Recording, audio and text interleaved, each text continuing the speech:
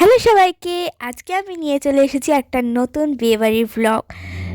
এখন আমি চলে এসেছি বিয়েবাড়িতে, আর পুরো বিয়েবাড়ির ডেকোরেশনটা সেটা আমি দেখাবো। আর তার আগে স্টলগুলো দেখিনি। এখানে ছিল মকটেল কাউন্টার, সেখানে নানা ধরনের নানা ফ্লেভারের মকটেলস ছিল।